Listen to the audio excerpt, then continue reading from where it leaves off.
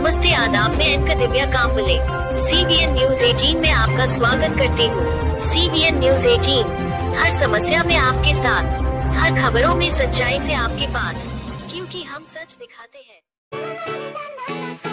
दोस्तों संग मचाने मस्ती, बोरियत की खोल के रस्सी, खुशियों की लगाने डुबकी, आओ चलो सभी झूलेलाल, गर्मियों में सबसे सही।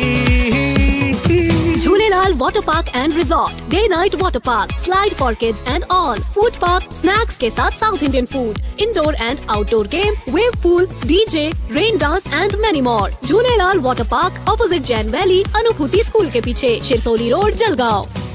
सर्वांनी मिळून आवाज द्यायचा आहे। आंबेडकर साहेबांना वाचलं पाहिजे की भुसावळची जनता जागरूक आहे। स्वागत सम्यक संबोधन विश्वरत्न बोधिसत्व डॉक्टर बाबासाहेब आंबेडकर, प्रियदर्शी महान राजा सम्राट अशोक, संत कबीर, गुरु रविदास, महात्मा ज्योतिबा फुले, छत्रपती शाहू महाराज, छत्रपती शिवाजी महाराज, माता रमाई, माता विमाई, माता जिजाऊ, माता सावित्रीमाई, ज्या ज्या महापुरुषांनी, महानायकांनी आमच्या हक्काची, अधिकाराची लढाई लढली, त्या सर्व महापुरुषांना, महानायकांना मी त्रिवार वंदन करतो। आजच्या या भुसावळ जयंती उत्सव समितीचे अध्यक्ष माननीय गणेश भाऊ सपकाळेजी, उपाध्यक्ष बबलू भाऊ नेतकरजी, सचिव वाल्मिक देहाडेजी, कोषाध्यक्ष राहुल बिराडेजी, या उत्सव समितीचे सर्वच कार्यकारिणी, माझ्यासोबत आलेले आमचे पदाधिकारी हेमंत जाधवजी, बुधाजी वाडविंदेजी, आमचे माझे सहकारी गुलाब खंदारेजी आणि या ठिकाणी उपस्थित असणाऱ्या सर्व माझ्या मातांना, बंधूंना आणि भगिनींना राजरत्न आंबेडकरचा मानाचा जय भीम। आज आपण सर्व डॉक्टर बाबासाहेब आंबेडकरांच्या जयंती निमित्तानं 133व्या जयंती निमित्तानं या ठिकाणी उपस्थित आहात। त्या अनुषंगाने मी माझ्या वतीने, आंबेडकर कुटुंबियांच्या वतीने आणि डॉक्टर बाबासाहेब आंबेडकरांनी स्थापन केलेली संस्था दी बुद्धिस्ट सोसायटी ऑफ इंडिया अर्थात भारतीय बौद्ध महासभा या संस्थेच्या वतीने तुम्हा सर्वांना डॉक्टर बाबासाहेब आंबेडकरांच्या जयंतीच्या खूप साऱ्या मंगलकामना तुम्हा सर्वांना देतो।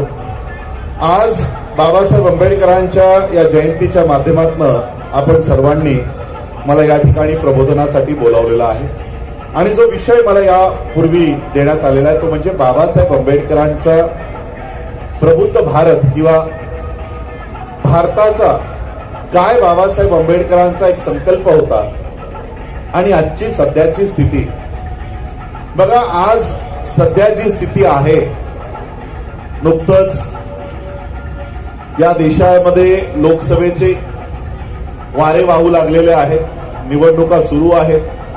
मला वाटतं काल मी वर्धेला होतो, 26 तारखेला वर्धेची इलेक्शन झाली, इकडची झाली आहे का? इकडचं इलेक्शन पार पडलंय का? नाही, अजून नाही, म्हणजे आहे अजून। आजची जी परिस्थिती आहे हीच परिस्थिती बाबासाहेब आंबेडकरांच्या 1956 आणि 1957च्या काळातली होती। जसं आज एप्रिल महिन्यामध्ये या देशामध्ये इलेक्शन्स लागलेले आहेत, त्याच पद्धतीने 1957च्या इलेक्शन्स तोंडावर असताना बाबासाहेब आंबेडकरांनी बौद्ध धम्म स्वीकारायची चळवळ उभी केली। बौद्ध धम्म स्वीकारण्याची संपूर्ण जी काय प्रक्रिया होती ती बाबासाहेब आंबेडकरांनी हाती घेतली आणि 14 ऑक्टोबर 1956 अशोका विजयादशमी दिनी बाबासाहेब आंबेडकरांनी हिंदू धर्माचा त्याग करून बौद्ध धम्म स्वीकारण्याचा बाबासाहेब आंबेडकरांनी जाहीर केलं। हे जाहीर केल्यानंतर बाबासाहेब आंबेडकरांचे जे कार्यकर्ते होते, मी काची जी प्रबुद्ध भारताची जी संकल्पना आहे, आज ज्या पद्धतीने राजकीय वाटचाल आपली या देशामध्ये चालताना दिसते, बाबासाहेब आंबेडकरांचा त्यावर काय विचार होता हे आज मी तुम्हाला सांगायचा प्रयत्न करतो। बाबासाहेब आंबेडकरांच्याही वेळेस सेम परिस्थिती होती की काहीच महिन्यामध्ये इलेक्शन्स या देशामध्ये 1957च्या दुसरी सार्वत्रिक निवडणूक या देशामध्ये सुरू होणार होती। बाबासाहेबांचे सर्व कार्यकर्ते बाबासाहेबांकडे आले, बाबासाहेब, तुम्ही हिंदू धर्माचा त्याग करून आता तुम्ही बौद्ध धम्म स्वीकारणार आहात आणि येणाऱ्या 5 ते 6 महिन्यात या देशामध्ये इलेक्शन्स आहेत. तुम्ही आत्ताच जर हिंदू धर्माचा त्याग केला आणि बौद्ध धर्माचा स्वीकार केला तर येणाऱ्या इलेक्शन्स मध्ये आम्हाला मतच मिळणार नाही. कारण हिंदू धर्माचा त्याग केल्यामुळे हिंदूंची मतं मिळणार नाही. आणि जो धर्म आपण स्वीकारणार आहात, काय त्या बौद्ध धर्माची लोकसंख्या भारतात बाबासाहेब आंबेडकरांनी दीक्षा घेण्यापूर्वी उपस्थित होती. बाबासाहेबांनी बौद्ध धर्म स्वीकारण्यापूर्वी बौद्धांची लोकसंख्या भारतात, महाराष्ट्रात होती का? या देशातून एकही बौद्ध भिक्खू या देशात राहणार नाही, अशा पद्धतीने बौद्ध भिक्खूंच्याही कतली या देशात झाल्या. बाबासाहेब आंबेडकरांना बौद्ध धम्माची दीक्षा देण्यासाठीही बौद्ध भिक्खू बर्माहून, भदंत चंद्रमणी महास्तवीर यांना बर्माहून बोलवण्यात आलं. बाबासाहेब आंबेडकरांना बौद्ध धम्माची दीक्षा देण्यासाठी एक बौद्ध भिक्खूही भारतात उपस्थित नव्हता, उपलब्ध नव्हता. विचार करा, जर बौद्ध भिक्खूच उपस्थित नाही, उपलब्ध नाही, तर काय बौद्धांची मतं बाबासाहेबांना मिळणार आहेत? बौद्धांची लोकसंख्या उपलब्ध आहे. असं असताना बाबासाहेब आंबेडकरांचे कार्यकर्ते बाबासाहेबांकडे आले की बाबासाहेब, तुम्ही बौद्ध धम्म आत्ताच स्वीकारू नका. हा धम्म जर तुम्ही आता स्वीकारलात तर येणाऱ्या इलेक्शन्स मध्ये आम्हाला मतं मिळणार नाहीत. आज आमच्या नेत्यांसमोर जर असा पेच प्रसंग असता म्हणण्यापेक्षा तो आम्ही बघितलाय, तर आमच्या नेत्यांनी काय भूमिका घेतली असती की ठीक आहे, बुद्ध झाकून ठेवा, आपल्याला हिंदूंची मतं मिळवायचे, मग आपण मंदिरं उघडायचा कार्यक्रम करू. आमच्या नेत्यांनी मंदिरं उघडायचा कार्यक्रम केला, पक्षाची नावं बदलली, पक्षांची झेंडे बदलली, तरी आम्हाला त्यांची जी मतं मिळवायची. मला वाटतं आज आपण भुसावळमध्ये आहोत. भुसावळमध्येही ही सीट विधानसभेची अनुसूचित जातीसाठी राखीव सीट आहे.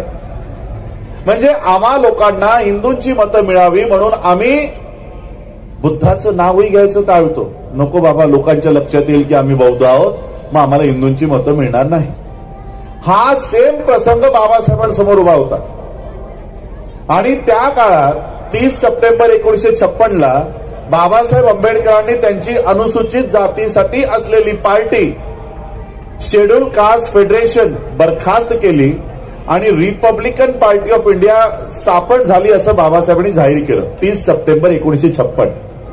आणि 14 ऑक्टोबर 1956ला बाबासाहेब दीक्षा घेत आहेत. रिपब्लिकन पार्टी बनवून झाल्यानंतर बौद्ध होत आहेत.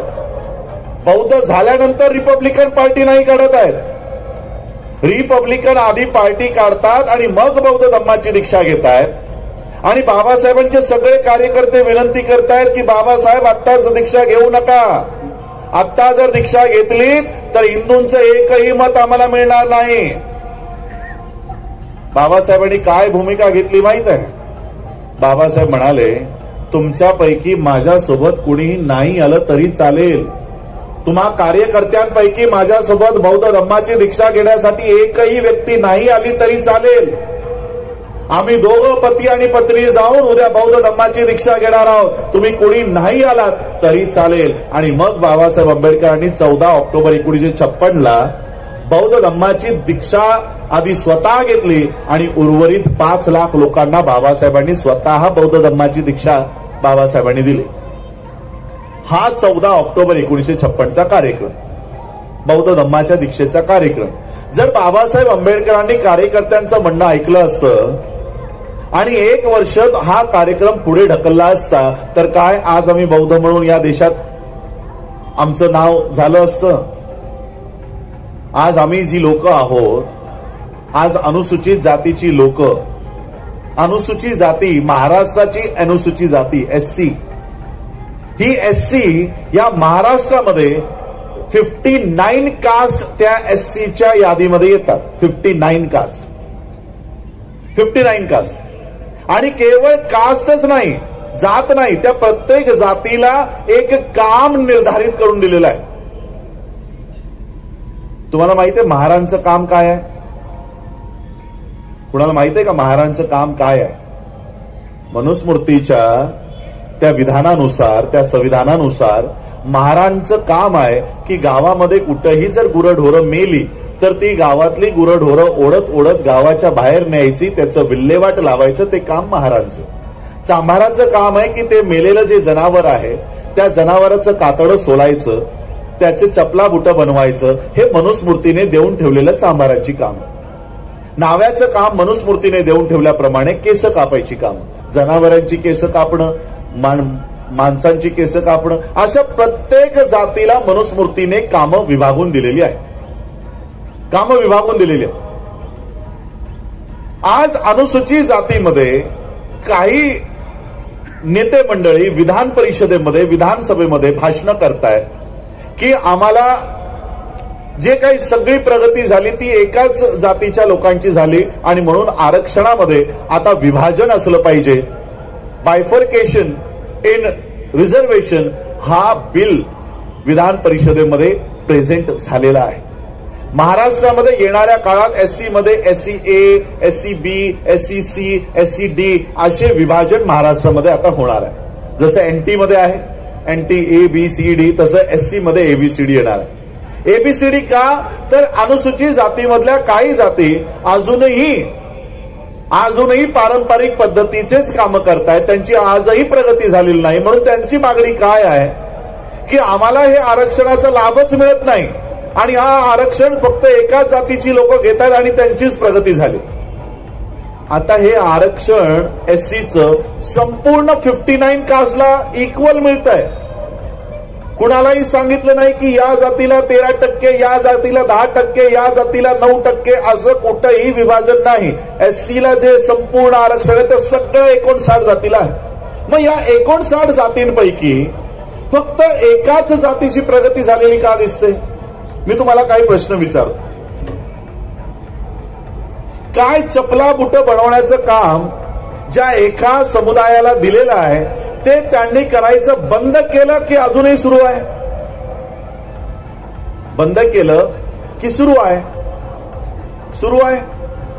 केस कापायचं काम एका विशिष्ट जातीचं आहे असं मनुस्मृती सांगते. काय त्या जातीने केस कापणं बंद केलं की अजूनही सुरू आहे? अजूनही सुरू आहे. काय या देशामध्ये हलगी वाजवायसाठी एका जातीसाठी ते काम नेमून दिलेलं आहे, ती जात त्यांनी ते काम सोडलं की अजूनही करते? अजूनही करते. मग तुम्ही लोक, तुम्ही तुमचे पारंपरिक काम का सोडलं? ओढता का कोणी? गुरंढोरं ओढता? ओढायला जाता कोणत्या गावात गुरंढोरं मेली तर? अरे अनुसूचित जातीचं आरक्षण त्यांनाही आहे, चांभारालाही मिळतंय, नाव्यालाही मिळतंय, मातंगालाही मिळतंय आणि महार कन्व्हर्टेड बुद्धिस्ट त्यांनाही मिळतंय. मग ते त्यांचं काम प्रामाणिकपणाने मनुस्मृतीने नेमून दिलेलं करताय. तुम्ही का करत नाही? तुम्ही का करत नाही? मनुस्मृतीने नेमून दिलेलं काम तुम्ही का सोडून दिलं? ती लोक अजूनही निमूटपणे करतायत. याचा अर्थ आमची जी प्रगती झाली ती केवळ आरक्षणामुळे झाली नाही. आमची खरी प्रगती जी झाली ती बाबासाहेब आंबेडकरांनी दिलेल्या बौद्ध धम्मामुळे आज आमची खरी प्रगती झाली. ही खरी प्रगती आज बाबासाहेब आंबेडकरांनी आम्हाला हा धम्म दिला नसता तर आज आमची ही मुलं ही कावड यात्रेमध्ये दिसली असती, मंदिराच्या पायऱ्यांच्या बाहेर दिसली असती. बाबासाहेब आंबेडकरांनी, अजून एक तुम्हाला बाबासाहेब आंबेडकरांच्या वेळचा प्रसंग सांगतो.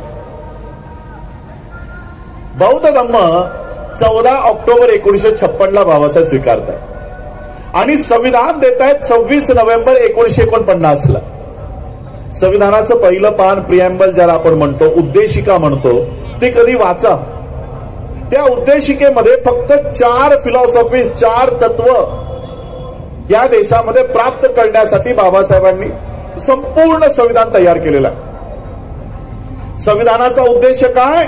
या देशाच्या लोकांना justice, equality, liberty and fraternity. Justice न्याय, इक्वॅलिटी समानता, लिबर्टी समता, फ्रॅटर्निटी बंधुता, केवळ ही 4 तत्वच प्राप्त करून देण्यासाठी बाबासाहेबांनी या देशाचं संविधान निर्माण केलं. बाबासाहेब आंबेडकरांवर त्यांच्या हयातीत हे आरोप झाले की बाबासाहेब आंबेडकरांनी हे 4 तत्व, ही 4 फिलॉसॉफीज फ्रेंच रिव्हॉल्युशन मधनं उचललेली आहे. फ्रान्सच्या क्रांतीतनं बाबासाहेबांनी ही 4 तत्वज्ञान भारताच्या संविधानाच्या उद्देशिकेमध्ये नमूद केलेली आहे. 25 नोव्हेंबर 1949ला संविधान सभेच्या शेवटच्या भाषणात बाबासाहेब म्हणतात की मूर्ख आहेत ती लोक जी माझ्यावर हा आरोप करतात की मी ही 4 तत्वज्ञान मी फ्रेंच रिव्हॉल्युशन मधनं घेतली. मी कसलीही फ्रेंच रिव्हॉल्युशन मधनं ही 4 तत्वज्ञान घेतली नाही. मी बुद्धाच्या जीवनातून ही 4 तत्वज्ञान घेतली आणि संविधानात अंगीकारलेली आहे. या देशाच्या संविधानाचं काम काय आहे? या देशाच्या लोकांना, we the people of India, आम्ही भारताचे लोक, आम्हाला काय प्राप्त करून द्यायचंय? न्याय, समता, समानता आणि बंधुता. समता, स्वातंत्र्य, बंधुता हे प्राप्त करून देण्यासाठी बाबासाहेबांनी बौद्ध तत्वज्ञानावर आधारित असलेला हा संविधान भारताला निर्माण करून दिला. कधी दिला? 26 नोव्हेंबर 1949ला. लागू झाला 26 जानेवारी 1950ला. जर बौद्ध तत्वज्ञानावर हा संविधान बाबासाहेबांनी 1950ला आधीच देऊन टाकलाय, मग 56ला बौद्ध धम्म स्वीकारायची काय गरज आहे का? या देशात बौद्ध धम्म पसरवण्याचा काम किंवा बुद्धिझमचं या देशात एकमेकांमध्ये मैत्री निर्माण करणं, बंधुता निर्माण करणं, एकमेकांना न्याय देणं, हे काम संविधान करणारच आहे. मग नव्यानं बुद्धाचा धम्म स्वीकारायची काय गरज आहे? आणि अशा वेळी, ज्यावेळी 6 महिन्यात इलेक्शन्स आहेत, इलेक्शन तोंडावर असताना बाबासाहेब आंबेडकरांना बौद्ध धम्म स्वीकारायची काय गरज आहे? ते त्यांची पार्टी चालवू शकले असते, आमदार खासदार निवडून आणू शकले असते. तरी देखील बाबासाहेबांनी बौद्ध धम्म स्वीकारणं पसंत केलं का? कारण बाबासाहेबांच्या लक्षात आलं होतं की संविधान तर मी उत्कृष्ट तयार केलेला आहे, संविधान देशाचा सगळ्यात चांगला आहे. आणि हे मी नाही सांगत आहे, जग आज हे कबूल करत आहे. बराक ओबामा सारखा माणूस, संयुक्त राष्ट्राचा एक्स प्रेसिडेंट, तो हे आज या देशाचं संविधान रेफर केल्यानंतर म्हणतो की डॉक्टर बाबासाहेब आंबेडकरांसारखी व्यक्ती जर आमच्या देशात निर्माण झाली असती, पैदा झाली असती, तर आम्ही सूर्याचं नाव बदलून त्याला डॉक्टर आंबेडकर असं नाव दिलं असतं.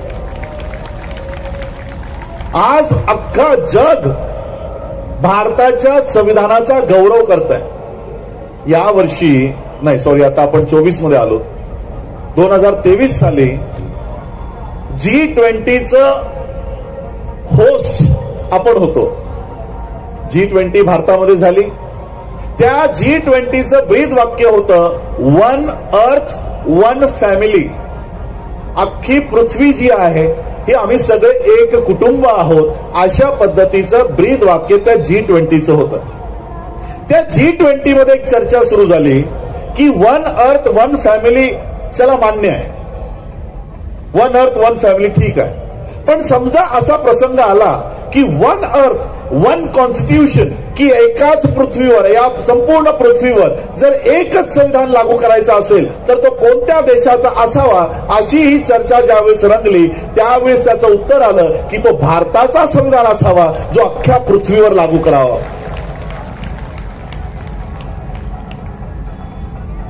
एकीकडे संपूर्ण जग भारताच्या संविधानाला त्याचा गौरव करत आहे. एकीकडे अख्खं जग भारताच्या संविधानाचा गौरव करत आहे आणि भारतातली लोक कंपॅरेटिव्हली, अनंत हेगडे, तुमची अजून एक गोपीनाथ मुंडेंची ती काय मुलगी का कोण आहे, काय नाव, पंकजा मुंडे, ऐकलीत त्यांची भाषणं? काय म्हणतायत? हमको 400 पार जाना है. 400 पार क्यों जाना है? तो संविधान बदलायचं आहे. त्यांना संविधान बदलण्यासाठी संसदेत जायचंय, तुमची समस्या सोडवण्यासाठी नाही. बाबासाहेब बौद्ध धम्म का देऊन गेले माहित आहे? कारण बाबासाहेबांना माहित होतं या देशामध्ये अशीही लोक या देशाच्या संसदेवर काबीज होतील जी लोक हा देश संविधानानुसार चालवणार नाहीत. आणि म्हणून बाबासाहेबांनी संविधान देताना, संविधानाचा प्रसंग मी सांगणार नाही की किती बाबासाहेब आंबेडकरांना संघर्ष करावा लागला त्या संविधान सभेत जाण्यासाठी. 2 वर्ष 11 महिने 18 दिवस स्वतःची शारीरिक परिस्थिती नसतानाही बाबासाहेब आंबेडकरांनी या देशाचा नाही जगातला उत्कृष्ट संविधान बाबासाहेब आंबेडकरांनी या देशाला निर्माण करून दिला. पण जी व्यक्ती हा संविधान निर्माण करून बहाल करते आहे ती बहाल करताना काय म्हणते माहित आहे की संविधान मी उत्कृष्ट तयार केला आहे, संविधान चांगलं आहे, पण हा संविधान राबवणारी लोक जर लायक नसतील, लायक नसतीलचा दुसरा अर्थ काय होतो? कोण असतील? नालायक असतील. जर या देशाचं संविधान चालवणारी लोक नालायक असतील तर संविधान काहीही कामाचा नाही.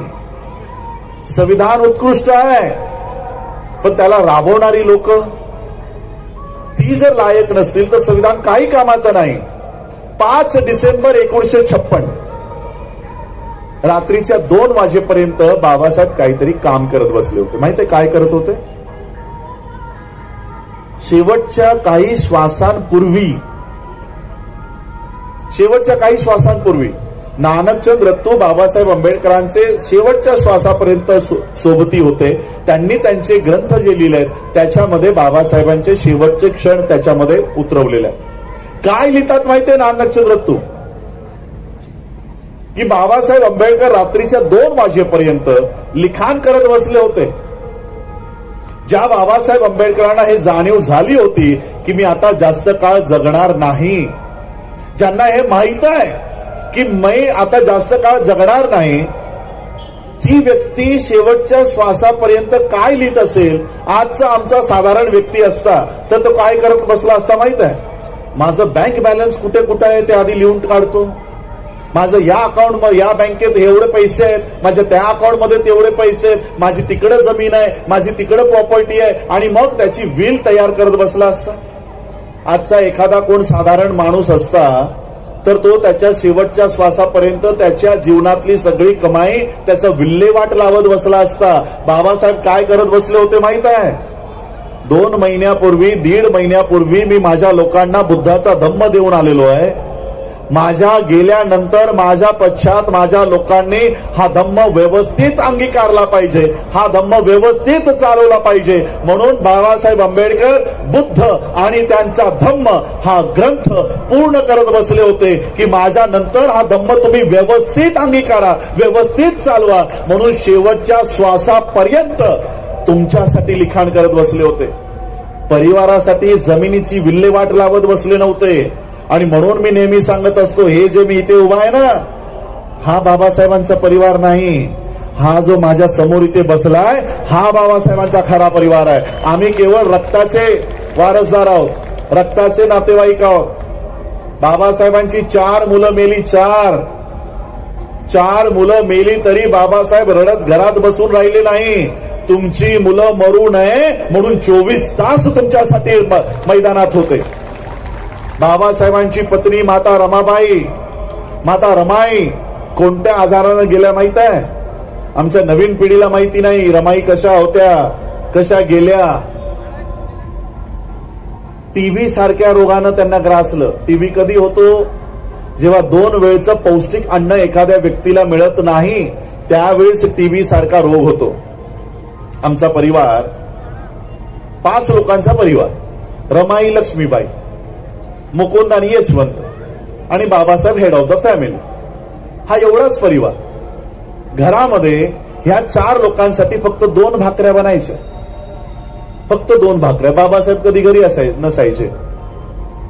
आणि त्या 2 भाकऱ्यांमध्ये रमाबाई लक्ष्मीबाई 1 भाकरीमध्ये, मुकुंद आणि यशवंत 1 भाकरीमध्ये. त्यातही कधी कधी लक्ष्मीबाई रमाबाई उपाशी राहून त्या मुलांचंच पोट भरायचं काम करायचं. पण बाबासाहेब आंबेडकर स्वतःच्या घरात चूल जळत नाही म्हणून घरात बसून राहिले नाही. तुमची चूल जळावी म्हणून 24 तास तुमच्यासाठी काम करत होते. आणि म्हणून मी नेहमी सांगत असतो की मी हा जो इथे उभा आहे, आम्ही खरा परिवार बाबासाहेबांचा हा माझ्या समोर आहे. आणि म्हणून आज बाबासाहेब आंबेडकरांचं प्रबुद्ध भारताचं जे मिशन आहे, काय अपेक्षा होती बाबासाहेबांना, का बाबासाहेब त्यांचं राजकीय कार्यकीर्द पणाला लावून बुद्धाचा धम्म तुम्हाला का देऊन गेले?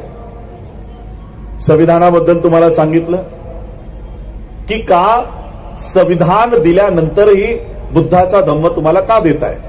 कारण बाबासाहेबांना हे कळलं होतं की या देशामध्ये कदाचित अशीही लोक प्रस्थापित होतील जो हा देश संविधानानुसार चालवणार नाही. आणि मग मी माझ्या लोकांना ज्या मनूच्या कायद्यातून बाहेर काढलंय, 2500 वर्षाच्या गुलामीतून मी ज्या माझ्या समाजाला बाहेर काढलंय, उद्या जर पुन्हा ही लोक त्या व्यवस्थेत गेली तर यांना बाहेर काढायला कोण येणार आहे? कोणी येणार नाही.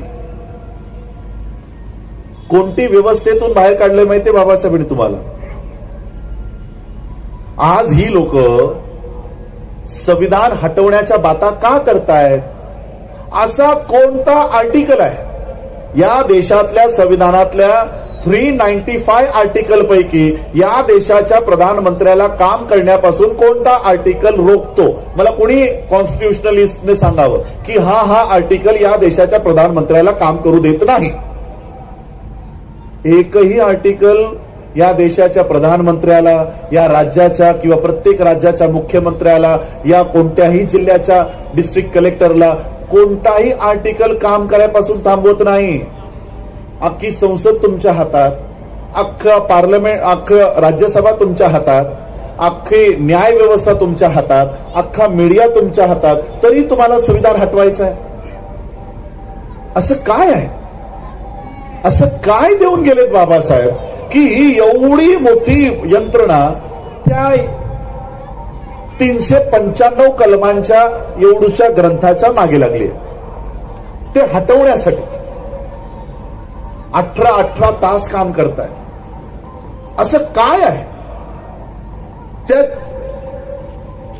100 पाणी 200 पाणी ग्रंथामध्ये असं बाबासाहेब काय देऊन गेले? मी बाबासाहेब काय देऊन गेलेत ना त्याची ताकद तुम्हाला सांगतो. संविधान लागू होण्यापूर्वी म्हणजे 26 नोव्हेंबर 1949 पूर्वी, 26 जानेवारी 1949 पूर्वी या देशावर मनूचं राज्य होतं. संविधानाचं एज आता आपण या वर्षी 2024 साली 75वा वर्धापन दिन आपण या देशाच्या संविधानाचा साजरा करणार आहोत. 75 इयर्स. मला प्रामाणिकपणाने सांगा, काय 26 जानेवारी 1950 ज्या दिवशी हा संविधान लागू झाला त्याच दिवशी आम्हाला नोकऱ्या मिळाल्या का? त्याच दिवशी आमचे graduate, post graduate, doctorates, IAS, IPS engineers तयार झाले का? म्हणजे आम्हाला या संविधानाचा वापर करण्यासाठी जवळपास 10 ते 15 वर्ष गेली असतील. कारण मग 26 जानेवारी 1950 पासून आम्हाला शिक्षणाचे दरवाजे खुले झाले असतील, नोकऱ्याच्या संध्या उपलब्ध झाल्या असतील. मग हळूहळू आम्ही त्याच्यामध्ये शिरकाव केला, आमच्या रिझर्व्ह सीट्सवर आम्ही गेलो. म्हणजे आमच्यासाठी, बौद्धांसाठी, SC साठी हा संविधान हार्डली 60 वर्षाचा आहे. वरचे 15 वर्ष सोडून द्या. आणि सरकारी नोकरीतली सेकंड जनरेशन आता पाय उतार होते. काय काय ठिकाणी तर पहिलीच जनरेशन पाय उतार होते. सेकंड जनरेशन आता त्या सीटवर जाणार. तेवढ्यात देशाच्या फायनान्स मिनिस्टरांनी देशाच्या संसदेत उभं राहून भाषण केलं आणि सांगितलंय की आम्ही या देशामध्ये टप्प्याटप्प्यानं सगळ्या सरकारी यंत्रणा, सगळ्या सरकारी संस्थानं आम्ही विकणार आहोत. आम्हा लोकांना त्याचा अर्थ कळला नाही. विकणार आहोत म्हणजे काहीतरी विकणार असतील, काहीतरी बंद पडलेली गाडी असेल का बिल्डिंग असेल, काहीतरी विकणार असतील. सरकारी संस्थानं विकणार म्हणजे काय? जिथे तुमच्या नोकऱ्या आहेत, SCच्या रिझर्व्ह सीट्स आहेत, तुमचे मॅनेजर्स आहेत, तुमचे क्लास 1 ऑफिसर आहेत, तुमचे क्लास 2 एम्प्लॉईज आहेत, तुमचे क्लास 3 क्लास 4 आहेत, जिथे सरकारी नोकऱ्यांवर जाऊन ते 7th पेचा पे स्केल घेतायत, अशा सगळ्या यंत्रणा आम्ही विकणार आहोत. त्याचं कामकाज सुरूही झालं. एअर इंडिया सरकारी एव्हिएशन मिनिस्ट्री विकून टाकली. NHAI national highway authority of India disinvestment झालं. इंडियन रेल्वेज आज सगळा स्टाफ कॉन्ट्रॅक्ट बेसिसवर आहे. सगळे सरकारी यंत्रणा हे 90% आज प्रायव्हेट झालेले आहेत. Education policy, new education policy private प्लेयर्सना खुली केली. आर्टिकल 21C भारताच्या संविधानाचा सांगतो या देशाची शिक्षणाची जबाबदारी ही प्रत्येक राज्याची राहील. शिक्षण देण्याचं काम कुणाचं आहे? या महाराष्ट्राच्या मुख्यमंत्र्याचं आहे. पण आता हे काम कोण करतंय माहित आहे? अडाणीची लॉर्ड माउंट, अंबानी नीतू अंबानीची Zee litera, Ryan International, Cambridge, Poddar, या सगळ्या प्रायव्हेट एज्युकेशन इन्स्टिट्यूट्स आहेत. सगळ्या प्रायव्हेट. संविधान काय सांगतो की शिक्षण फक्त राज्यानेच द्यायचं, इतराने द्यायचं नाही. इतराने त्याच्या ढवळाढवळ करायची नाही. शिक्षण फक्त राज्याची जबाबदारी राहील. राज्य सांगतो आम्ही शिक्षण देणार नाही. आम्ही जिथे शिक्षण देऊ तिथून आमची मुलं कधीहीच घडणार नाही. झेडपीची शाळेतली शिक्षक एकही शाळेत नाही, एकही शाळेमध्ये नाही. सरकारी शाळेमध्ये शिक्षण शून्य आहे. सरकारी शाळेमध्ये, सरकारी शाळेचे शिक्षक कुठे आहेत? मतदार याद्या, वोटिंगचं इलेक्शन ड्युट्या, हे संपलं की आधी पोलिओ डोस पाजायचे, झाडांची गणना, जनावरांची गणना, हे सगळं काम त्यांना देऊन ठेवलं. आर्टिकल 21C संपला. मग ही सगळी लोक, ही संविधान तसंही त्यांनी एक एक आर्टिकल संपवलाय. ही संविधानाच्या मागे का लागली? बाबासाहेब आंबेडकरांचा काळ, जन्म, त्यांचा वडिलांचा जन्म, त्यांच्या आजोबांचा जन्म हा मनुस्मृतीच्या काळात गेला. संविधान किती वर्षाचं? 75 वर्षाचं. मनुस्मृती किती वर्षाची? 2500 वर्षाची. मनुस्मृतीचं राज्य या देशावर किती वर्ष राहिलं? 2500. 2500 वर्ष जर आपण पकडले आणि एका व्यक्तीचं 100 वर्ष जरी आयुष्य धरलं तर या मनुस्मृतीच्या काळात आमच्या किती पिढ्या गेल्या असतील? 25. तुम्हाला 4 पिढ्यांच्या वर आठवत नसेल. खापर पंजोबाचं नाव सांगा, आहे कुणाला माहिती? तुमचा पणजोबा, खापर पणजोबा, आजोबा हे सगळे मनुस्मृतीच्या कायद्यामध्ये जगत होते, मनुस्मृतीच्या कायद्यात वावरत होते. संविधानाच्या कायद्यात आमची ही पहिली जनरेशन, आमच्या वडिलांची जनरेशन, आणि आता आम्ही जस्ट एंट्री केली आहे या संविधानाच्या कायद्यात वावरण्यासाठी. ही आमची लहान लहान मुलं आता जस्ट या संविधानाच्या कायद्यात येत आहेत. ही मुलं संविधानाचा काय वापर करत असतील सांगा? काय नोकरी मागतायत? काय स्कॉलरशिप मागतायत? अजून या मुलांनी संविधानाचा वापरही सुरू केला नाही. त्याच्या पूर्वीच काय म्हणताय? आम्हाला संविधान हटवायचं आहे. कितवी जनरेशन आहे ही? 3rd generation. आम्ही 2nd जनरेशन. मनुस्मृतीमध्ये 25 जनरेशन आमच्या पिढीत गेल्या ना. 25 पिढ्या आमच्या मनुस्मृतीच्या कायद्यात गेल्या आणि साध्या 2 पिढ्या तुम्हाला संविधानाच्या कायद्यात बघवत नाहीत. असं काय आहे या संविधानात की 2 पिढ्यातच या लोकांना एवढा थरकाप सुटलाय?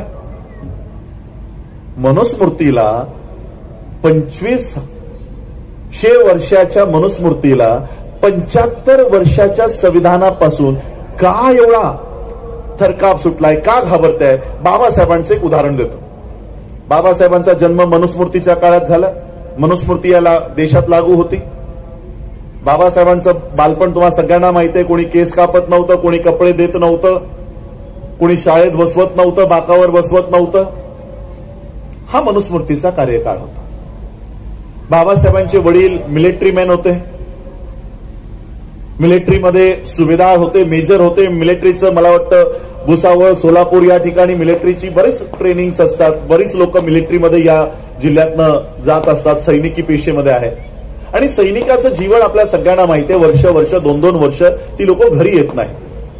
बाबासाहेबांचेही वडील वर्षभर त्यांना घरी यायला मिळायचं नाही. काही 130-135 किलोमीटर अंतरावर बाबासाहेबांच्या वडिलांची बदली झाली. वडिलांना वाटलं, अरे मी आता घरापासून जरा जवळ आलोय,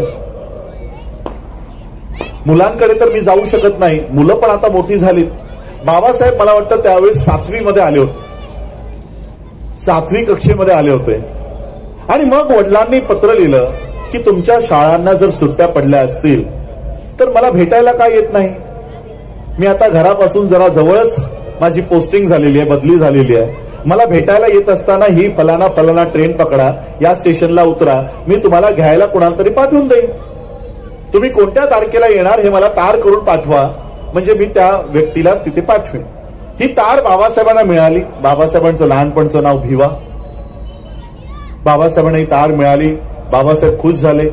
बाबासाहेब, त्यांचे मोठे बंधू आनंदराव आणि बहिणींची मुलं, अशा या 4 मुलांनी ठरवलं की आपण बाबांना भेटायला जायचं, रामजी बाबांना. बाबासाहेबांनी पत्र पाठवलं, तार केली की आम्ही या तारखेला ठरल्याप्रमाणे ही ट्रेन पकडू आणि ठरल्याप्रमाणे ज्या स्टेशनला उतरायचं त्या स्टेशनला आम्ही उतरू. आता ही तार बाबासाहेबांनी पाठवल्यानंतर ही तार बाबासाहेबांच्या वडिलांच्या ऑफिसला आली आणि ज्या व्यक्तीला ही तार मिळाली त्या व्यक्तीने ही तार रामजी बाबांना दिलीच नाही. आता वडिलांना माहिती नाही मुलं कधी येणार आहेत. मुलं ठरल्याप्रमाणे त्यांनी ट्रेन पकडली, ज्या स्टेशनला उतरायला सांगितलं त्या स्टेशनला उतरली आणि ही 4 मुलं आपल्या वडिलांची वाट बघतायत किंवा त्यांच्या वडिलांकडनं कुणाला तरी पाठवतील असं वाट बघतायत. आणि वडिलांना माहिती नाही की मुलं आलीत. ट्रेन येऊन निघून गेली. सगळी लोक आपापल्या दिशेने निघून गेली आणि ही मुलं वाट बघतायत की आम्हाला घ्यायला कोणीतरी येईल. स्टेशन मास्तराने बघितलं की मुलं जरा चांगल्या घरचे दिसतात, शुभ्र चांगली कपडे घातली होती. तो स्टेशन मास्तर मुलांकडे आला आणि विचारलं, काय रे, कुठे जायचे तुम्हा लोकांना घ्यायला कोणी आलं नाही का? मुलांनी सांगितलं, आमचे वडील इथे सुभेदार आहेत, मेजर आहेत, या पत्त्यावर आम्हाला जायचं. कदाचित आमची तार आमच्या वडिलांना मिळाली नसावी म्हणून त्यांनी आम्हाला घ्यायला कोणाला पाठवलं नाही, आम्हाला या पत्त्यावर जायची व्यवस्था करा. आणि मग त्या स्टेशन मास्तरने जवळच उभा असलेला टांगा बैलगाडी त्याला बोलावलं आणि सांगितलं की या मुलांना या पत्त्यावर सोडून या, मोठ्या अधिकाऱ्याची मुलं दिसत आहेत. आणि मग त्या टांगेवाल्यांनी प्रत्येक मुलांना गाडीत बसायचं आमंत्रण दिलं, गाडीत बसायला सांगितलं. सगळी मुलं पटापटा गाडीमध्ये बसली आणि ती गाडी बाबासाहेब आंबेडकरांच्या वडिलांच्या हेडक्वार्टरच्या दिशेने निघाली. निघाल्यानंतर तो गाडीवाला मुलांशी गप्पा मारायला लागला. कोणत्या गावातनं आलात? वडील काय काम करतात? तुमची नावं काय? तुमची जात कोणती? आणि जसंही जातीबद्दल त्या गाडीवाल्याच्या लक्षात आलं त्याने गाडी थांबवली आणि या मुलांना शिव्या देऊन खाली उतरायला सांगितलं. मुलं खाली उतरली. बाबासाहेबांकडे जास्तचे पैसे होते. बाबासाहेबांनी सांगितलं, हे पैसे घ्या पण आम्हाला आमच्या स्थानापर्यंत सोडा. जास्त पैशाच्या लालसेपोटी बैलगाडीवाला म्हणाला, ठीक आहे, पण तुम्ही अस्पृश्य आहात, माझ्या बरोबरीने तुम्ही बसू शकत नाही, माझ्या गाडीमध्ये तुम्ही बसू शकत नाही, माझ्या गाडीच्या मागे चालत चालत या, मी तुम्हाला तुमच्या पत्त्यापर्यंत सोडतो. आणि मग हा प्रवास सुरू झाला. ती गाडी निघाली आणि बाबासाहेब आणि त्यांची सगळी ती मुलं ही गाडीच्या मागे मागे मागे मागे चालत निघाली. 2-3 किलोमीटर चालल्यानंतर बाबासाहेबांना तहान लागली. बाबासाहेबांनी गाडीवाल्याला सांगितलं की तुमच्याकडे जे पाणी आहे ते थोडंसं मला द्या, मला खूप तहान लागली. गाडीवाला म्हणाला, तुम्ही अस्पृश्य आहात त्यामुळे तुम्हाला मी माझ्या जवळचं पाणी देऊ शकत नाही. पुढे एखादी नदी आली, नाला आला तर मी गाडी थांबवेन, तुम्ही लोक पाणी पिऊन या. अजून 1 किलोमीटर चालल्यानंतर त्या गाडीवाल्याला काहीतरी पाणी दिसलं. त्याने गाडी थांबवली आणि मुलांना सांगितलं, ते बघा तिकडे पाणी आहे, जा पटापटा जाऊन पिऊन या. ही मुलं पळत गेली. पुढे जाऊन बघतायत तर काय की तिथे नुसतं चिखल आहे, पाणी नाही. पण तहान लागली, करायचं काय? म्हणून बाबासाहेबांनी तो चिखल हाताने हटवला आणि त्यातनं जे काही काळं गढूळ पाणी वर आलं तेच पाणी त्या मुलांनी सगळ्यांनी पिलं. सगळे कपडे खराब झाले, चेहरा खराब झाला आणि मग ते पाणी, घाणेरडं पाणी पिऊन पुन्हा त्यांचा 1 किलोमीटरचा प्रवास झाला आणि मग ते आपल्या वडिलांच्या हेडक्वार्टरला पोहोचले. वडिलांनी बघितलं, ही तर माझी मुलं आहे. बाबासाहेब आंबेडकरांनी वडिलांना बघितल्या बघितल्या पळत सुटले आणि वडिलांना मिठी जाऊन मारले आणि रडत रडत बाबासाहेबांनी प्रश्न केला की बाबा, आम्हाला बैलगाडीत बसण्याचा अधिकार का नाही? आम्हाला पाणी पिण्याचा अधिकार का नाही? आम्हाला अशा पद्धतीची वागणूक का दिली जाते? बाबासाहेब रडत रडत हा प्रश्न आपल्या वडिलांना विचारत होते. बाबासाहेबांच्या वडिलांकडे बाबासाहेबांच्या या प्रश्नांचं उत्तर नव्हतं. रामजी बाबांनी बाबासाहेबांना शांत केलं आणि शांत करून सांगितलं, हीच परिस्थिती तुम्हाला बदलायची आहे, हीच परिस्थिती बदलायची आहे. आणि बाबासाहेब आंबेडकरांच्या वडिलांनी बाबासाहेबांना असं तयार केलं की ज्या मुलाला 7वी कक्षेमध्ये असताना बैलगाडीतून उतरवून लावलं होतं, चिखलाचं पाणी पिण्यासाठी या देशातल्या मनुस्मृतीने मजबूर केलं होतं, त्याच बाबासाहेब आंबेडकरांनी या देशाचं संविधान निर्माण केलं आणि एक असा कायदा या देशात निर्माण केला, एक अशी व्यवस्था निर्माण केली की ज्या संविधान निर्मात्याला चिखलाचं पाणी पिण्यासाठी या देशातल्या मनूच्या कायद्यानं विवश केलं होतं, त्याच बाबासाहेब आंबेडकरांनी असा संविधान निर्माण केला की आज त्यांच्यामुळे हे बिस्लरीचं पाणी आज आम्ही पितोय. बिस्लरीचं पाणी ज्या मनूच्या कायद्यानं बाबासाहेब आंबेडकरांना साधं बैलगाडीत बसण्याचा अधिकार दिला नाही, त्याच बाबासाहेब आंबेडकरांच्या कायद्यानं आम्हाला बैलगाडी सोडा, हवाई जहाजचं कॅप्टन आणि पायलट बनवण्याचा अधिकार देऊन टाकला. ज्या मनुस्मृतीनं, इथं महिला मोठ्या प्रमाणात बसल्यात म्हणून तुम्हाला उदाहरण सांगतो. मी कोणत्याही धर्मावर टीका करत नाही, कारण या देशाचं संविधान प्रत्येकाला आपला धर्म वाढवण्याचा, जोपासण्याचा, प्रचार प्रसार करण्याचा अधिकार देतो. त्यामुळे कुणाच्याही धर्मावर टीका करणं, मला असं वाटतं ते संविधानावर टीका करणं आहे. पण मी त्यांच्याच धर्मग्रंथातला एक उदाहरण देऊ इच्छितो. मी माझ्या पदरचं काहीच सांगत नाही. महाभारत ऐकलंय? महाभारतामध्ये एक पात्र आहे द्रौपदी नावाचं. त्या द्रौपदी सोबत एका महिलेसोबत मनुस्मृतीच्या काळामध्ये भर सभेमध्ये तिला विवस्त्र करण्याचा प्रसंग ऐकलाय तुम्ही सगळ्यांनी? काय म्हणतात त्याला? वस्त्रहरण. या देशात एका महिलेला भर सभेमध्ये मनुस्मृतीच्या कायद्यामध्ये विवस्त्र केलं जातं. मनुस्मृती या देशाच्या महिलांना वस्त्र घालण्याचाही अधिकार देत नाही. पण तेच डॉक्टर बाबासाहेब आंबेडकर त्यांच्या संविधानामध्ये त्याच द्रौपदीला या देशाची राष्ट्रपती नियुक्त करतात. हा मनुस्मृती आणि संविधानातला फरक आहे. का हवं यांना 400 पार? तर ही व्यवस्था त्यांना संपवायची आहे. कोणती व्यवस्था आणायची? तीच मनुस्मृतीची व्यवस्था पुन्हा आणायची. आणि म्हणून बाबासाहेबांना हे माहित होतं की मी संविधान उत्कृष्ट तयार केलाय. या देशाचं संविधान सर्वोत्कृष्ट आहे, पण ज्यांच्या हातात मी हा संविधान देतोय ती लोक नालायक आहेत. आणि उद्या जाऊन जर या देशाचं संविधान संपुष्टात आलं, या देशातली लोकशाही जर संपली, सगळ्यात मोठं नुकसान माझ्या लोकांचं होणार आहे. मग अशा अवस्थेत माझी लोक कुठं जातील? त्यांच्या पाठीशी कोण उभं राहील? ज्या दिवशी मी नसेन त्यावेळेस माझ्या लोकांच्या पाठीशी कोण उभं राहील? ज्या समाजाला मी ज्या मनुस्मृतीतून बाहेर काढलंय, पुन्हा तो समाज मनुस्मृतीमध्ये गेला तर पुन्हा 2500 वर्ष त्यांना बाहेर काढण्यासाठी कोणी येणार नाही.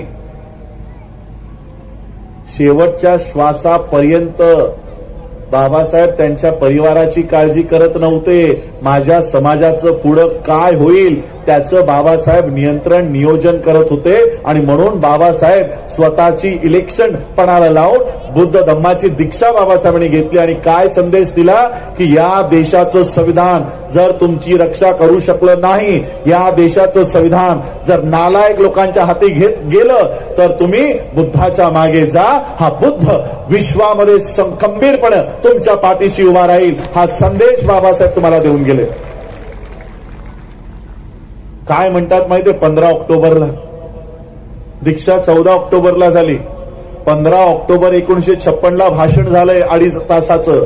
त्या 2.5 तासाच्या भाषणात बाबासाहेब एक ओळ म्हणतात की आता घरातल्या घरात खूप झालं, भारतातल्या भारतात आता खूप झालं, आता भारताच्या बाहेर जाऊन दाखवा. भारताच्या बाहेर जा. आणि तिथे जाऊन स्वतःचे हक्क आणि अधिकार मिळवा.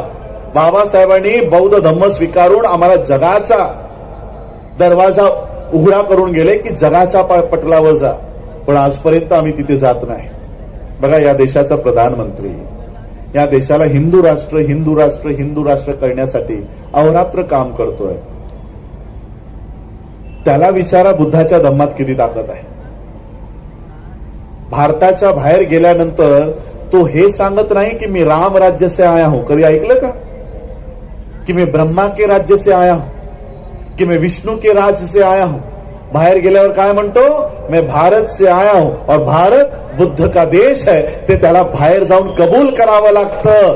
या बुद्धाच्या धम्मात किती ताकद आहे त्या नरेंद्र मोदीला जाऊन विचारा की बाबा तू भारताला हिंदू राष्ट्र बनवण्यासाठी काम करतो, मग परदेशात जाऊन भारत बुद्धाचा राष्ट्र आहे असं कबूल करून का येतो ते त्याला जाऊन विचारा की या धम्मात किती ताकद आहे.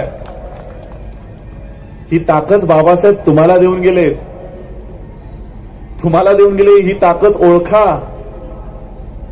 प्रबुद्ध भारताचं निर्माण बाबासाहेब करून गेलेत की या देशाची लोकशाही एक ना एक दिवस संपुष्टात येईल आणि म्हणून त्या दिवशी बौद्ध म्हणून तुम्ही जगामध्ये जा आणि तुमचे हक्क आणि अधिकार तिथून मिळवा. बौद्ध म्हणून कोण जातंय माहितीये तुम्हाला? तुमच्या मोबाईल्समध्ये गुगल असतं, त्या गुगलमध्ये टाईप करा I am Buddha. I am Buddha म्हणजे मराठीत काय म्हणू त्याला, मी बौद्ध आहे. हेच आहे ना ट्रान्सलेशन. आय एम बुद्धा, मी बौद्ध आहे. मग जगासमोर मी बौद्ध आहे मी बौद्ध आहे असं कोण ओरडून ओरडून सांगतोय?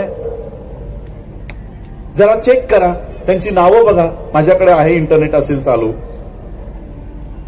कोण जगामध्ये जाऊन ओरडून ओरडून भारतातली लोक सांगतायत की मी बौद्ध आहे आणि आम्ही इथे काय सांगायला सांगतायत? जनगणना आली, महार लिया, मातंग लिया, चामार लिया, ढोर लिया, आरक्षण जाईल, सीटा कमी होतील, बजेट कमी होईल, एमपीस कमी होतील, एमएलए कमी होतील म्हणून आम्ही लाईन लावून लावून महार बनतोय. आम्हाला I am Mahar, I am Matang, I am Chambhar, I am ढोर.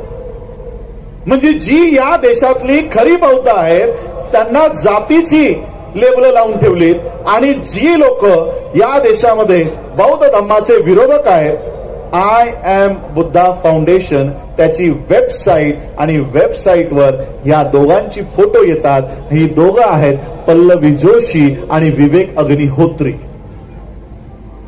ही ब्राह्मण जगामध्ये जाऊन ओरडून ओरडून सांगतायत आय एम बुद्धा, आम्ही बौद्ध आहोत. आणि यांचे कार्यक्रम बघा कुठे लागलेले आहेत. Nehru Centre London, Fitzwilliam College Cambridge, Oxford University, Imperial College London, Glasgow Scotland England, Birmingham community England, Parliament of UK, युकेचं पार्लमेंट, त्यानंतर Berlin, Frankfurt, Hamburg, Netherland, Human Rights Commission, Hague. जगातल्या सगळ्या प्रगत देशामध्ये जाऊन ओरडून ओरडून सांगतायत आय एम बुद्धा. आणि आम्हाला सांगतायत गर्व से कहो हम हिंदू है. इथे सांगतायत गर्व से कहो हम हिंदू है आणि तिथे जाऊन सांगतायत आम्ही बौद्ध आहोत. काय म्हणाली नीतू अंबानी मागच्या 6 महिन्यापूर्वी? I came from the land of Buddha. आणि इथं जय श्रीराम, इथे जय श्रीराम म्हणते, तिथे जाऊन म्हणते I came from the land of Buddha. ही ताकद बाबासाहेब तुमच्या हातात देऊन गेलेत. आम्ही तिथे जाऊन सांगायला पाहिजे की आम्ही बौद्ध आहोत. आम्ही इथे काय करतोय, मी अध्यक्ष का तू अध्यक्ष? आमचं इथे भांडण आहे. आम्ही इथे भांडतोय मी अध्यक्ष का तू अध्यक्ष. ते तिथे जाऊन सगळा बौद्ध धम्माचा मर्यादा ब्राह्मणी व्यवस्थेकडे वळवताय. अजून एक माहिती देतो तुम्हाला. बौद्ध भिक्खू बद्दल मी म्हणालो की बौद्ध भिक्खू सापडत नव्हते बाबासाहेबांच्या धम्मदीक्षेसाठी.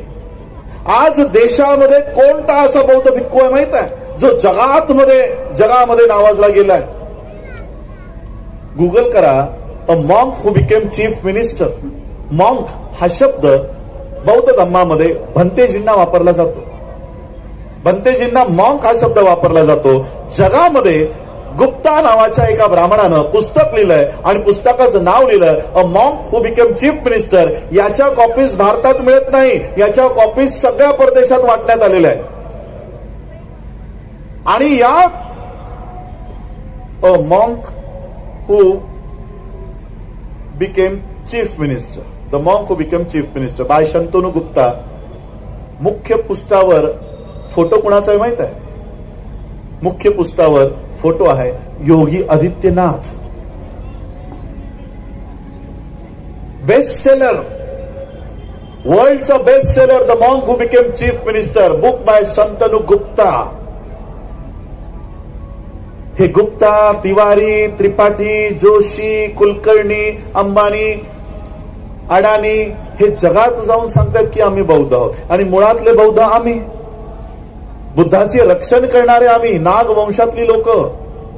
महार आत्ताचा शब्द आहे बाबासाहेबांचा. हू वेर महार हा ऐसे निवांत वाचा. महार हा शब्द उगमही पावला नव्हता तेव्हापासून आम्ही आहोत. मग आमची ओळख काय? नाग वंशातली आम्ही लोक आहोत. नाग म्हणजे कोण? सरपटणारा प्राणी नव्हे. नाग नावाचा क्लॅन या देशात राहत होता. त्याचे राजा होते, राणी होते आणि ही लोक बुद्धाचं रक्षण करायचं काम करायचे. त्याचे आम्ही वंशज आहोत.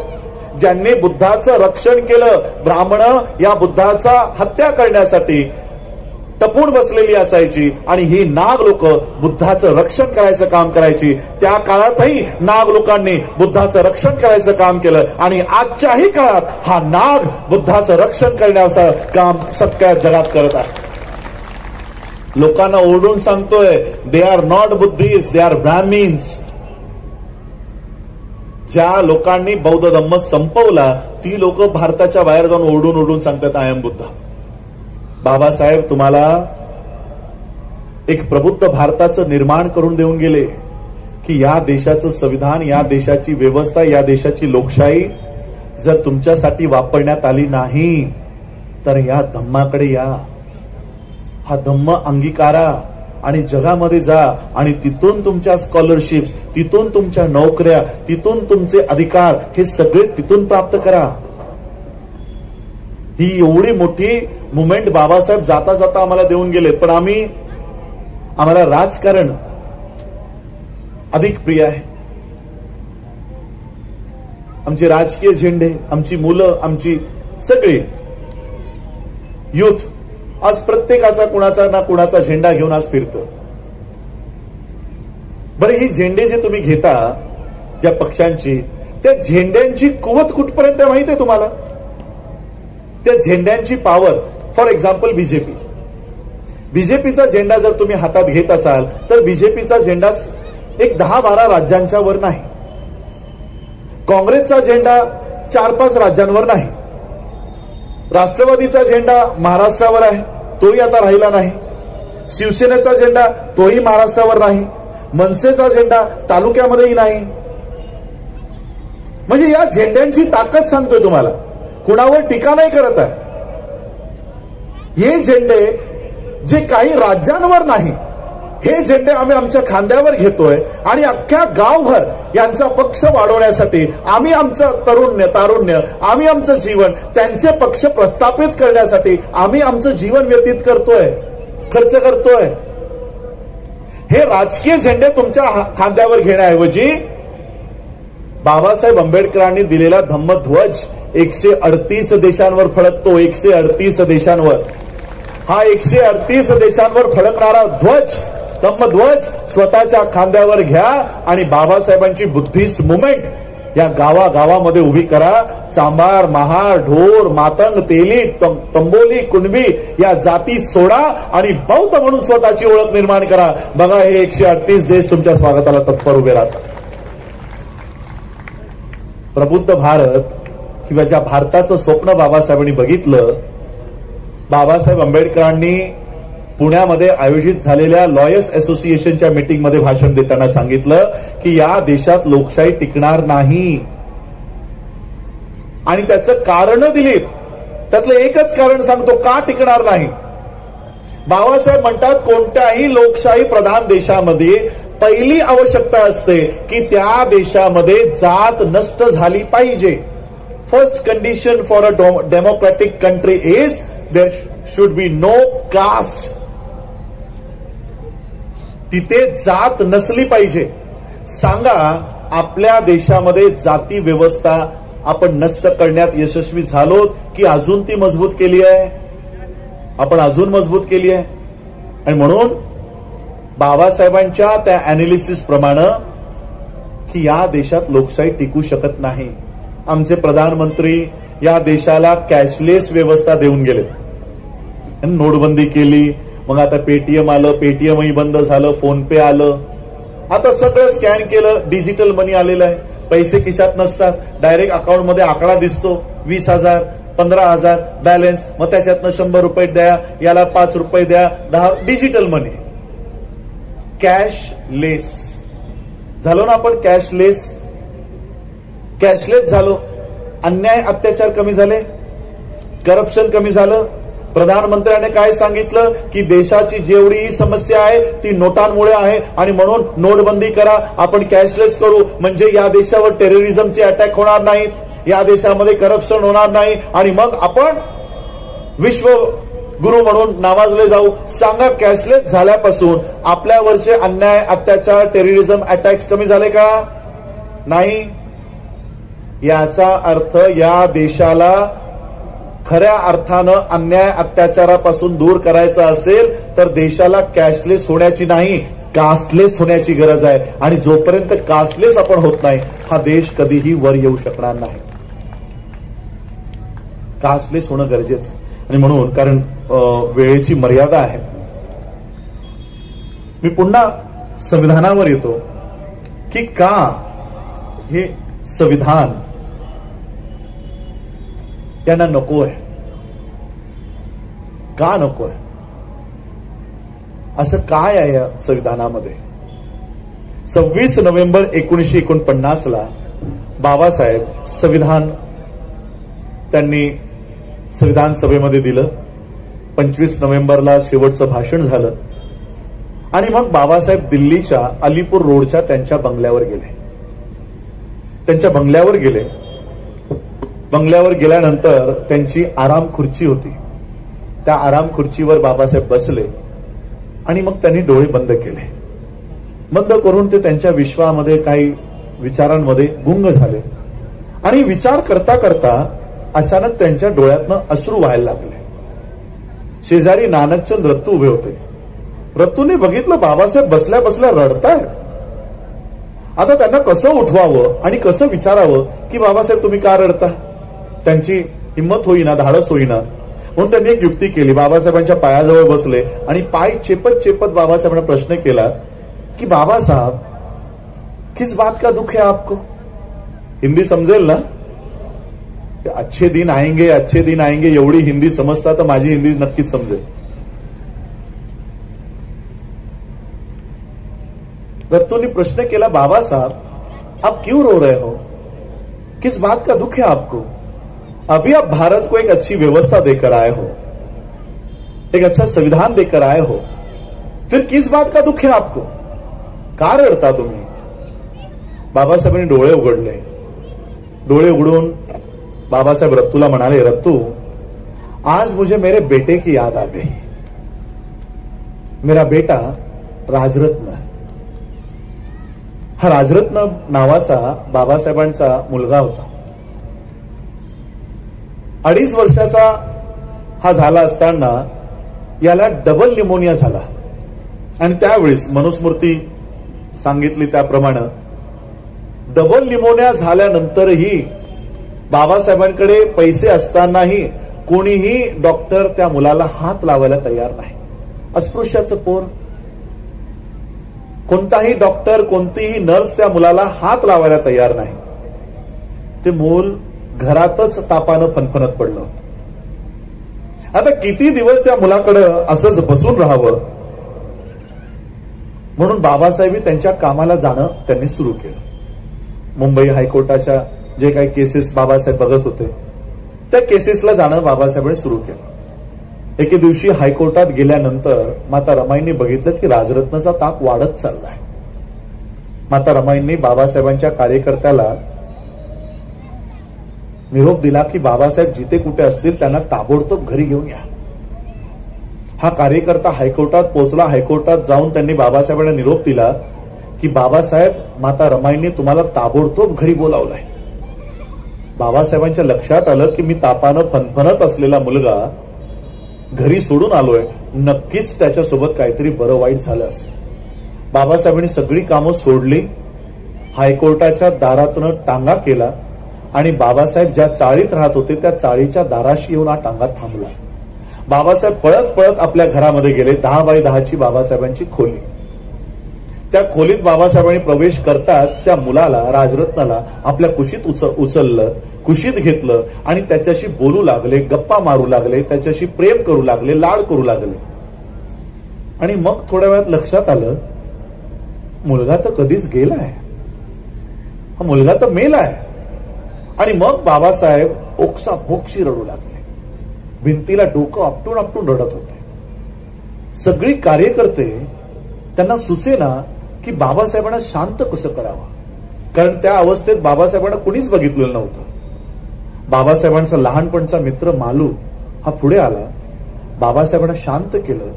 शांत केल्यानंतर मालूने प्रश्न केला की बाबासाहेब, आता मुलाच्या शरीरावर अंत्यविधी केला पाहिजे. त्या मुलाचा शेवटचा अधिकार असतो की बापाच्या पैशातनं शेवटचा कापड त्याच्या शरीरावर टाकायचा असतो.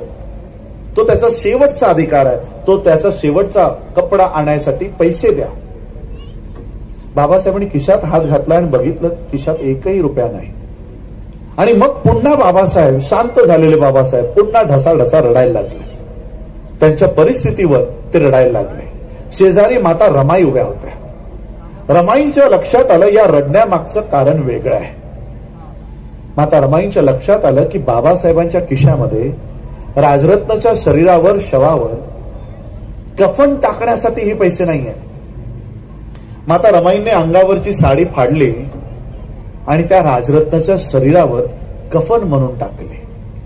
आणि मग हे दोघं पती पत्नी, माता रमाई, बाबासाहेब, त्या राजरत्नाचा अंत्यविधी करून आले. ही गोष्ट बाबासाहेब आंबेडकरांना संविधान दिल्यानंतर आठवली आणि तेच आठवून बाबासाहेब रडत बसले होते. रत्तू विचारतात, बाबासाहेब आप क्यों रो रहे हो? बाबासाहेब तुम्ही का रडता?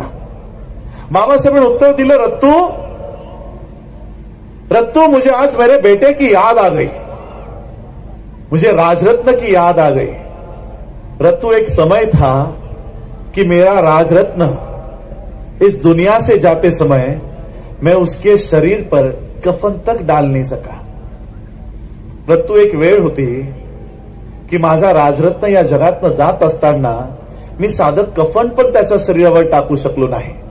पण रत्तू, माझ्या लोकांना जाऊन सांग, मी आज या देशामध्ये अशी व्यवस्था कायम केली आहे, मी आज या देशामध्ये अशी व्यवस्था उभी केली आहे की माझा येणारा प्रत्येक राजरत्न हा सुटा बुटाट ताय कोटात जन्माला येईल अशी व्यवस्था मी या देशामध्ये निर्माण केलेली आहे.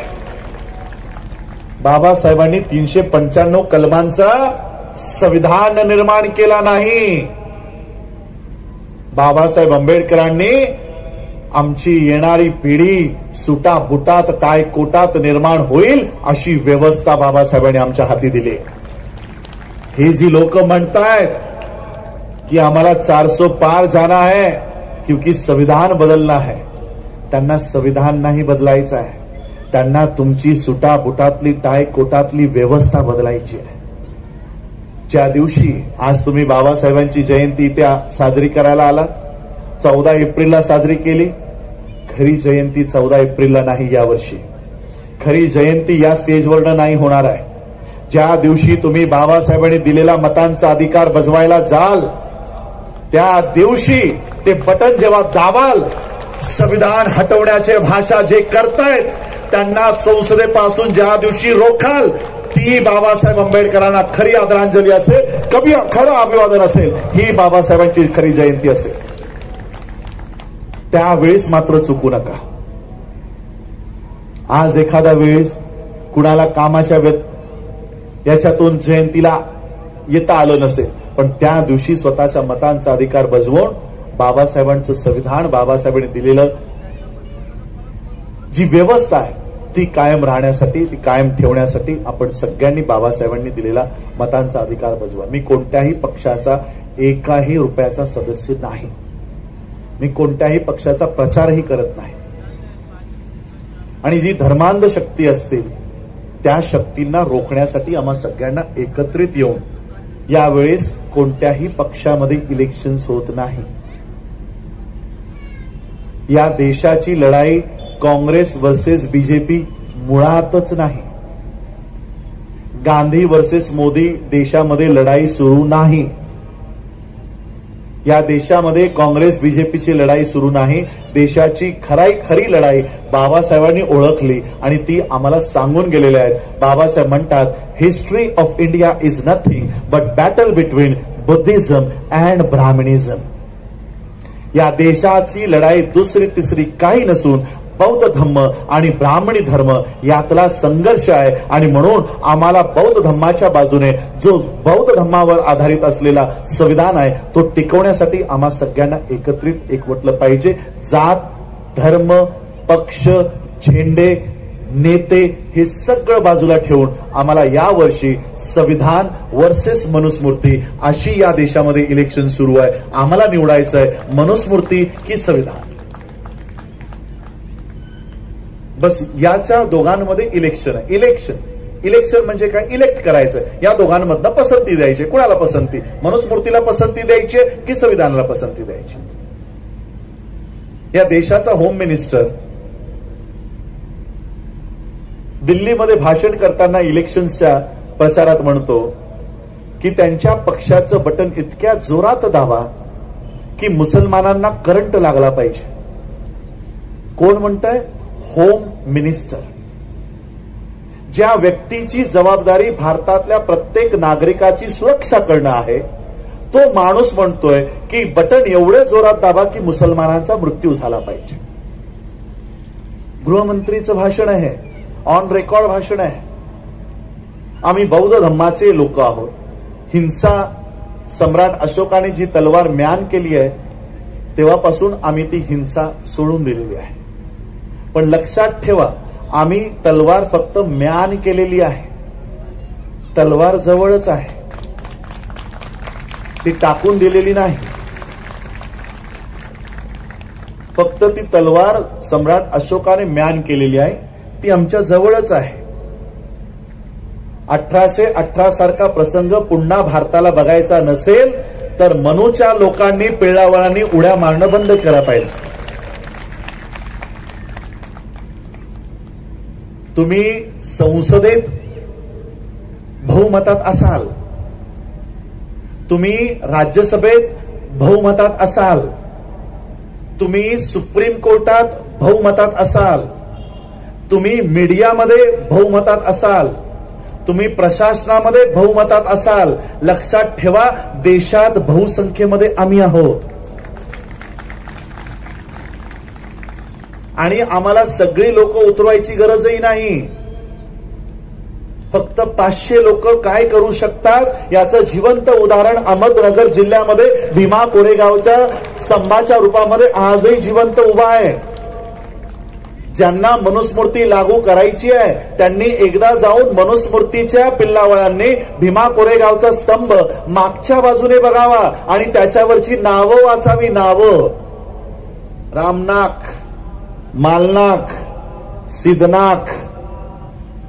ही सगळी नाग लोकाची लोक अजूनही भारतात आहेत, महाराष्ट्रात आहेत आणि ती आम्ही आहोत. आम्ही आता बौद्ध आहोत. आम्हाला पुन्हा आमच्या नावासमोर नाग लावण्यासाठी मजबूर करू नका.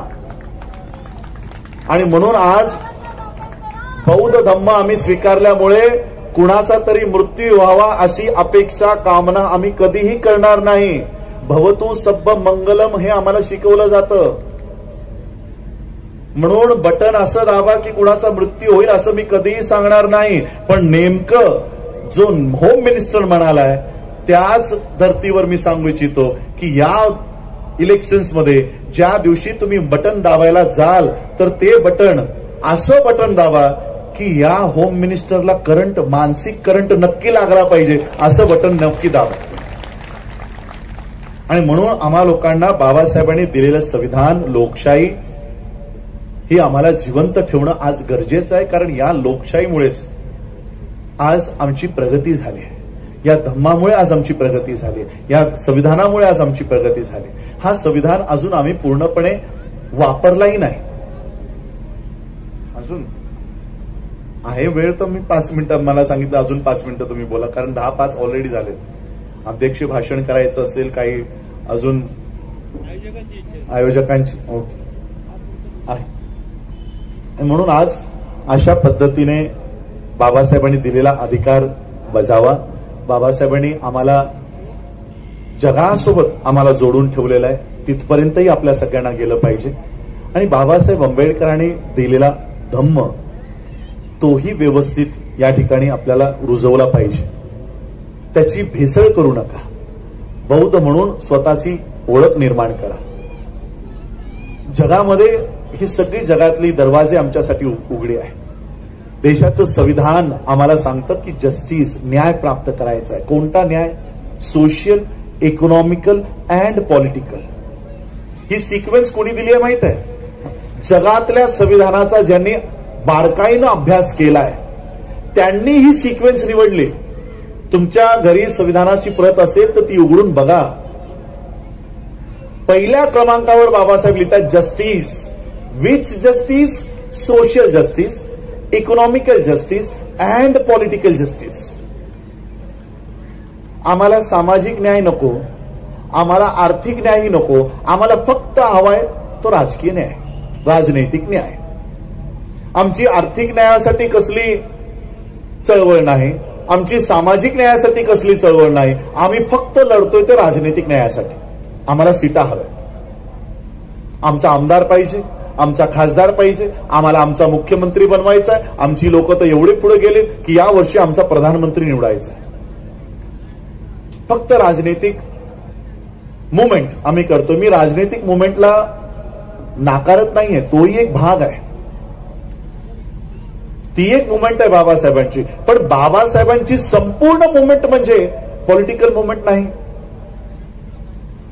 बाबासाहेबांची मुवमेंट म्हणजे सोशल मुवमेंट आहे, एज्युकेशनल मुवमेंट आहे, इकॉनॉमिकल मुवमेंट आहे, पॉलिटिकल मुवमेंट आहे, रिलिजियस मुवमेंट आहे. ही सगळी मुवमेंट आहे. आम्ही बाकी सगळं टाकून देतो, फक्त आम्हाला पॉलिटिकल मुवमेंट, राजकीय न्याय प्राप्त करायचा. आणि तो केलाही. असं नाही की करत आम्हाला त्याच्यात यश नाही मिळालं. आम्हाला पॉलिटिकल न्याय मोठ्या प्रमाणात मिळालाय. 131 खासदार ना ख्रिश्चनांकडे आहेत, ना जैनांकडे आहेत, ना सिखांकडे आहेत, ना मुसलमानांकडे आहेत. ते केवळ एससी कडे आहेत. एससी रिझर्व्ह सीट्सवर 131 खासदार संसदेत बसलेले आहेत. आणि महाराष्ट्राने बघितलं 40 आमदार काय करू शकतात. बघितलं ना मागच्या 6 महिन्यापूर्वी, वर्षभरापूर्वी, की 40 आमदार काय करू शकतात. एक अख्खा पक्ष ते संपवू शकतात, सत्ता पाडू शकतात. 40 आमदार. आमचे किती खासदार आहेत? 131. पण या देशाचं संविधान जाळलं जातं, या देशामध्ये रिझर्वेशन इन प्रमोशन हटवलं जातं, या देशामध्ये SC ST अॅट्रॉसिटी ऍक्ट कमकुवत केला जातो, मनीषा वाल्मिकीची हत्या होते, भीमा कोरेगावची दंगल होते, आरक्षणामध्ये ABCD बायफर्केशन आणायचा प्रस्ताव मांडला जातो. पण एकही MP तोंड उघडताना बघितलाय का पार्लमेंटमध्ये? मग ही राजकीय ताकद आमच्या काय कामाची? काय कामाची? तुम्ही भुसावळमध्ये आहात, मला प्रामाणिकपणाने सांगा, भुसावळची जी सीट आहे ती SC साठी राखीव सीट आहे. मला तो कोणत्या पक्षाचा आहे, कोणत्या गटाचा आहे, मला त्याचं काही माहिती नाही. फक्त मला एवढं सांगा, काय SC वर होणारे अन्याय, अत्याचार त्यांनी कधी विधानसभेमध्ये मांडलेत? सीट कुणासाठी आहे? SC साठी.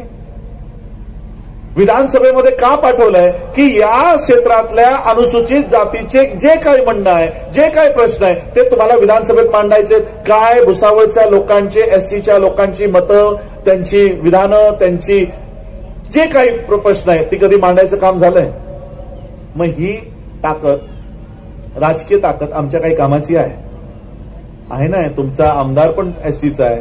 असे महाराष्ट्रात नाही, सगळ्या देशातले अनुसूचित जातीचे आमदार जर क्लब केले तर 1500 आमदार फक्त एससीचे आहेत. एवढं असताना आनंद हेगडे स्टेटमेंट देतोय, ती मुंडे स्टेटमेंट देते, आमचा एकही नेता त्याच्यावर व्यक्त होत नाही. आणि म्हणून आम्हाला सामाजिक आणि आर्थिक मुवमेंटकडे लक्ष देणं गरजेचं आहे. मी जाता जाता भुसावळच्या लोकांना एक जे आमचे प्रकल्प आहे ते सांगायचा प्रयत्न करतो. याच मागच्या वर्षी बाबासाहेब आंबेडकरांच्या प्रॉब्लेम ऑफ रुपी या ग्रंथाला 100 वर्ष पूर्ण झाली. आज आपण 101 वर्षात पदार्पण केलंय. 100 वर्ष पूर्ण होऊनही आणि ज्या ग्रंथावर रिझर्व्ह बँक ऑफ इंडियाची स्थापना झाली, आज त्या लोकांचं आर्थिक क्षेत्रात योगदान शून्य आहे. रिप्रेझेंटेशन, प्रतिनिधित्व शून्य आहे. आणि म्हणून बाबासाहेबांच्या इकॉनॉमिकल मुवमेंटवर काम करावं म्हणून आम्ही 1 कोटी रुपये भारत सरकारला देऊन डॉक्टर भीमराव रामजी आंबेडकर कोऑपरेटिव्ह बँकेची मान्यता हासिल केलेली आहे आणि स्वतंत्र बौद्धांची बँक भारतामध्ये उभी केलेली आहे. मी तुम्हा भुसावळच्या लोकांना विनंती करू इच्छितो की आम्ही ही बँक भुसावळमध्येही उभी करायची आहे. आणि भुसावळमध्ये येत असताना इकडचा प्रबंधक, इकडचा रजिस्ट्रार यांच्या कंडिशन्स आहेत की जोपर्यंत 4000 लोकांची यादी आम्हाला देत नाही तोपर्यंत आम्ही तुम्हाला ही बँक भुसावळमध्ये उभं करण्याची परवानगी देणार नाही. आणि म्हणून मी तुम्हा लोकांना विनंती करीन की 4000 लोक शेअर होल्डर्स या बँकेचे होतील अशा पद्धतीची यादी मला द्या, जेणेकरून ही बँक मी तुम्हाला या भुसावळसाठी देईन. एवढंच सांगतो आणि थांबतो. जय भीम, नमो बुद्धाय. धन्यवाद सर, आपण खूप छान मार्गदर्शन केलं आम्हाला. तसेच मी आपल्याला सांगू की त्यांनी उत्तेजनार्थ बक्षीस घेण्यासाठी विचार मंचावर यावं. आंबेडकर नगर बक्षीस देतो आहोत. आम्ही राजरत्न आंबेडकर साहेब आणि जयंती समितीचे अध्यक्ष गणेश सपकाळे आणि बाबू यांना विनंती करतो की त्यांनी बक्षीस द्यावं. सर्वांनी जोरदार टाळ्यामध्ये त्यांचं स्वागत करायचं. नगर यांना 4थं उत्तेजनार्थ मी राजरत्न आंबेडकर साहेब, जानके साहेब यांना विनंती करतो की त्यांनी 4थं उत्तेजनार्थ बक्षीस द्यावं. मित्रांनो, जोरदार टाळ्याच्या गजरात त्यांचं आपण स्वागत करणार आहोत, यांचा उत्साह वाढवणार आहोत. त्यानंतर 3रं बक्षीस जे सर्वांनी जोरदार टाळ्या वाजवायच्या आहे. त्यानंतर 2रा जो क्रमांक आपण दिलेला आहे तो धन्यवाद, आपल्या सर्वांचे धन्यवाद. या सोहळ्यामध्ये आपला अमूल्य वेळ काढून आले आमचे राजरत्न आंबेडकर साहेब यांचं मी समितीतर्फे मनपूर्वक हार्दिक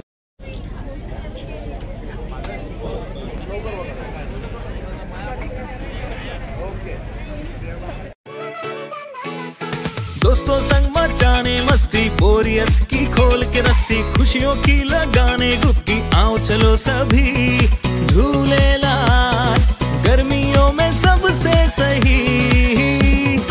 Jhuleलाल water park and resort, day night water park, slide for kids and all, food park, snacks के साथ south Indian food, indoor and outdoor game, wave pool, DJ, rain dance and many more. Jhulelal water park, opposite Jain valley, Anubhuti school के पीछे, Shirsoli road, Jalgaon.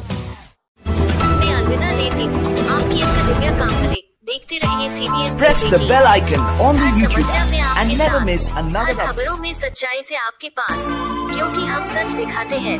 हमारे CBN News 18 channel को subscribe करें. जय हिंद.